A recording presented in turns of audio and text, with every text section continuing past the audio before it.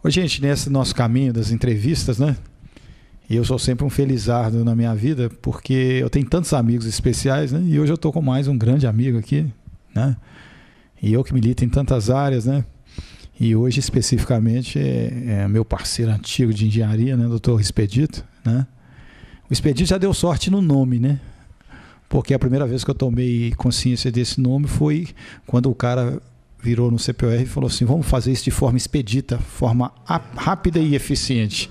Eu falei, a mãe do Expedito e o pai foram muito felizes em colocar doutor Expedito, né? O doutor que faz de forma simples, entendeu? Efetiva e rápida. É mole. Então, Expedito, eu queria que você se apresentasse, né? E não precisa de economizar, não, porque se você economizar, eu vou complementar, hein? Não, pois é. Então, agradeço aí essa oportunidade de estar dando essa entrevista para o Luiz Carlos aqui, meu grande amigo. Eu sou Expedito Antunes Gomes, eu sou engenheiro civil, formei na Escola de Engenharia Kennedy em 82, né? E depois, formando na engenharia, lá eu fui para uma obra lá da Santa Bárbara Engenharia, lá em Pedro Leopoldo. Trabalhei lá mais ou menos de 81 até 83. E na época lá eu desempenhei lá como estagiário lá, né, em função de fiscalização das obras lá da ampliação da fábrica da Cauê, que foi uma obra lá de quase... É uma ampliação mesmo da fábrica. Tinha uma fábrica antiga lá e eles fizeram um upgrade lá na Cauê na época, né? Então eu era assim, do nada eu passei a ser responsável para fazer a liberação de forma e armação e calcular com detalhes de cada etapa lá. Então foi uma coisa assim, bastante enriquecedora para a minha formação, né, profissional, né, onde assim, eu pude vivenciar assim, volumes imensos de concreto, tipo 1.000 metros de concreto, num dia, só uma base. Lançamento de 1.000 metros, né? Não é brinquedo, não, né? Uma coisa assim, que você não vê hoje no dia a dia. Aqui, também, assim, eu achei também bacana também lá, assim, foi trabalhar com, assim, vivenciar também na parte de formas deslizantes. Lá a gente fez lá aquecidos para cimento mesmo, né? Forma deslizante, quase 50 metros de altura, né? Gente, vamos frisar para a turma de engenheiros novos. Ele está falando de forma deslizante, né? Qual que era a altura? Para um cilindro de cimento lá, em torno de 40 metros de altura. E assim, essa forma deslizante é feita uma base, normalmente, para o moinho, né?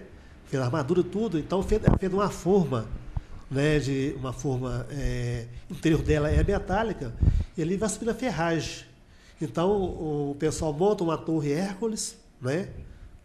Mais ou menos a altura lá que vai ser feito o edifício, né? E ali ele vai ter uma tabeira, né?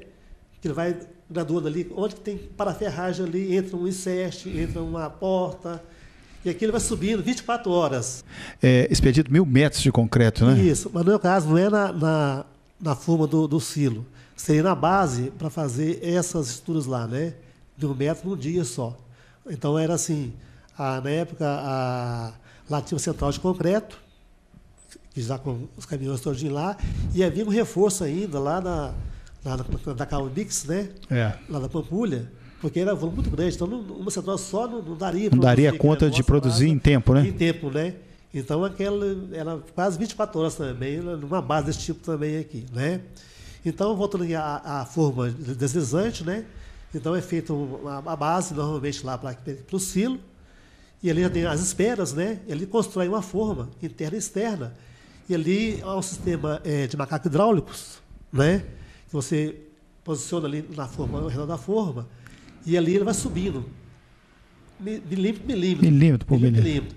O concreto ele é feito com um slump bem duro, quase uma farofa mesmo, né? Que é o concreto. Slump, viu, gente? É pouca, no fator água-cimento, né? Menos água, né? Menos água.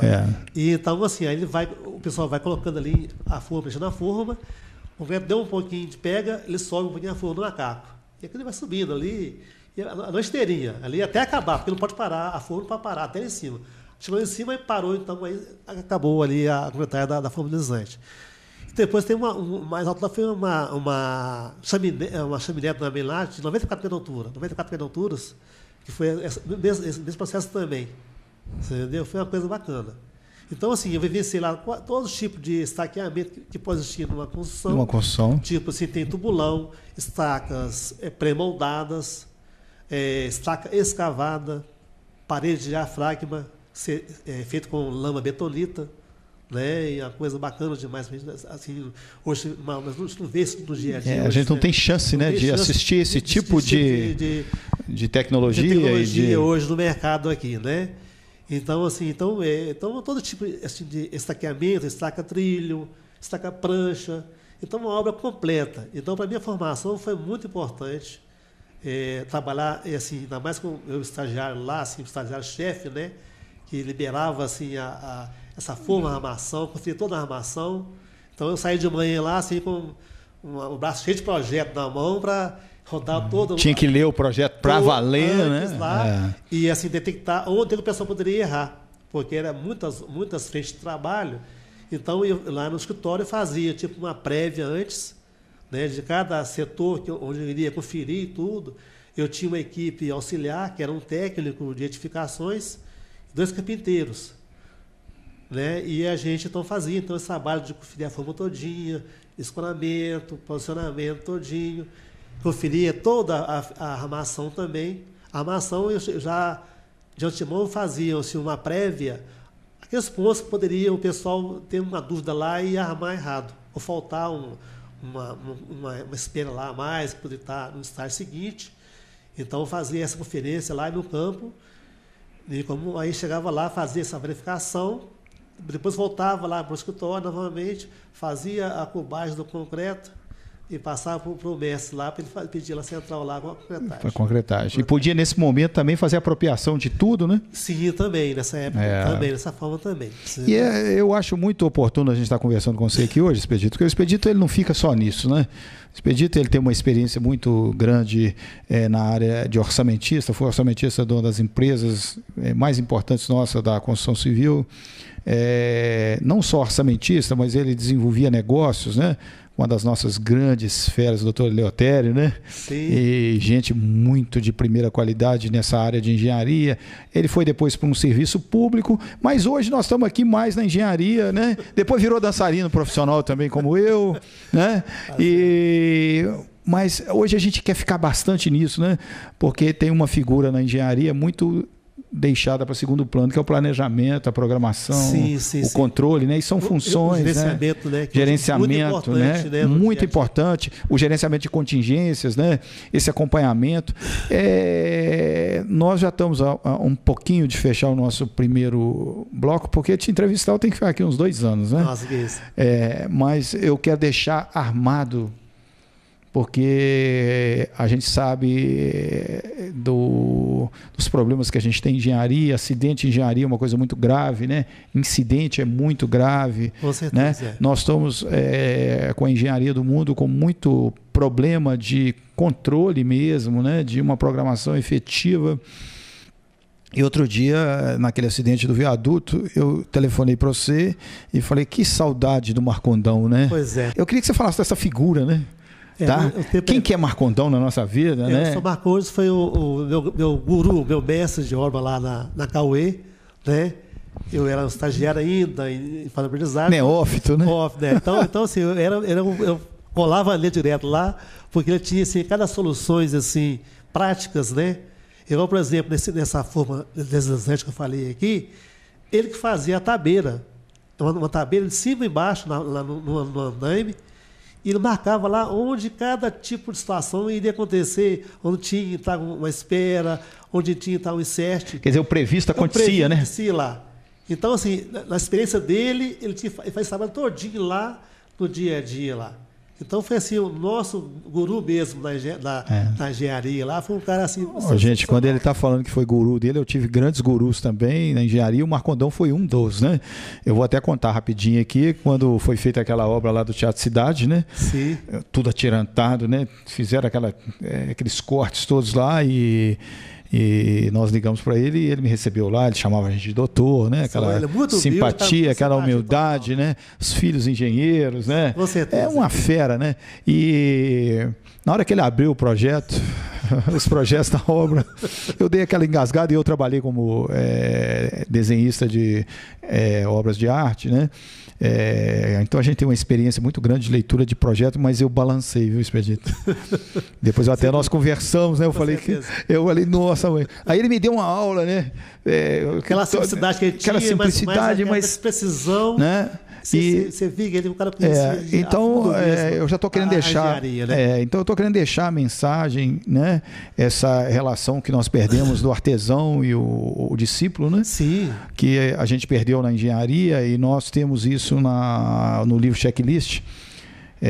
Que depois eu vou fazer uma matéria só com esse capítulo desse livro, quando o Conselho Mundial de Medicina, o nosso mestre que fez o médico, né, que escreveu o livro, né, ele faz uma comparação da medicina com a engenharia, né? E ele fala da complexidade do nosso trabalho, né? Com certeza. E ele fala que a gente gerenciar essa complexidade sozinho é complicado, né? Complicado. Nós sempre temos umas pessoas, né, tipo o Marcondes, outros também conhecem a Zé Maria, várias que a gente conhece a nossa trajetória de vida aqui, né? E nos deram assim, um apoio muito importante, né? nessa questão aí de reforçar a nossa teoria lá da faculdade, que era muitas vezes fica incipiente, muito né? incipiente mesmo, né? Eu quero citar mais alguns marcondões da nossa vida, né? Eu quero citar o mestre Antônio da Cisal, né? Que foi o cara que tirou o semigão do chão, né? Eu tive a oportunidade de trabalhar com ele, o prazer, João Vani, Jonas. São tantos, né? Na hora que a gente vai falar assim, a gente tem que não pode esquecer ninguém. Evaristo da Incol, Cabral, né? Tantos mestres, professores mesmo da gente, né? Então eu queria deixar no ar, né, fechando esse bloco, e eu queria que você deixasse uma palavra final para os nossos engenheiros, os nossos estagiários terem humildade, né? A gente hoje tem tantos cursos de formação de mão de obra, como nós temos o CIPMOI, né, que foi construído pelo Dimas, meu colega de infância, né? E nós temos que, outra vez, começarmos a cuidar da experiência desses homens, né? E não podemos deixar o Marcondão ir para o andar de cima sem a gente fazer o depoimento dessa história toda maravilhosa, que é um dos meus objetivos ainda. Isso. A gente está com o Marcondes para ele contar essa história, né? Conta aquelas estacas lá do pronto-socorro lá, batia uma estaca franca que a outra subia do lado de lá, né? Tudo previsto pelo Marcondes. Com né? certeza, exatamente. Então, eu queria que você deixasse uma mensagem para os engenheiros novos, né? Para a gente ter esse respeito a essas figuras que conhecem, né? Sim, sim. E eu queria até fazer um paralelo, né? Quando a gente pensa no Celso Gontijo de Paula, né? Quando a gente pensa no professor Euler, né? Magalhães, o Mário Fox, né? Um Eleutério, né? Tantos homens, né? Maravilhosos. O nosso mestre lá da Curva S, né? O coronel, né? O professor Evandro, né? Professor Evandro, né? Exato. Esses grandes mestres nossos. Então eu queria que você deixasse uma mensagem nessa linha. Não, pois é. Então assim, eu vejo assim que hoje esse pessoal que a gente cita agora aqui, tipo Marcondão, outras pessoas aqui, eles parece que não existem mais. Porque, como a engenharia ela é um setor que tem assim, altos e baixos, acaba o pessoal indo para outras áreas e não tem essa formação hoje. Então, é muito hoje no mercado, hoje a carência desse profissional que os nossos estagiários poderiam assim, firmar, mesmo engenheiro recém-formado, poderiam estar ali discutindo, melhorando mais o conhecimento. Então, assim, hoje em dia a gente tem que investir mais nesse pessoal, nesses encarregados, para se tornarem mestres mesmo. Porque hoje a gente não tem muito mestre hoje no mercado assim, igual tinha antigamente. Nós temos hoje encarregados que estão ali... Meia boca, mais ou menos. Assim, não tem aquela capacidade de nos ensinar mesmo, vamos dizer assim. Ele sabe muita coisa, mas ainda não tem aquela visão. Hoje está ensinando também, tocando a turma. Às vezes, assim, mas tocando a turma ali e tal, mas não tem aquela vivência. Então, a gente tem que incentivar mais, dar mais curso para esse pessoal. Né? Voltar na nossa história, né? Lá, desses exemplos todinhos, para melhorar mais a engenharia. Né? Porque quem faz a obra mesmo é o mestre. O engenheiro está ali para gerenciar todo ali o processo todinho, né, de suprimento, de projeto, né, calculista, tem umas coisas aí do dia a dia da obra. Mas quem faz a obra mesmo é o engenheiro. O mestre de obra. Digo, mestre de obra. Entendeu? Então, tem que valorizar mesmo esse pessoal curso, treinamento mesmo, para voltarmos a ter uma geração de mestres de obras bons,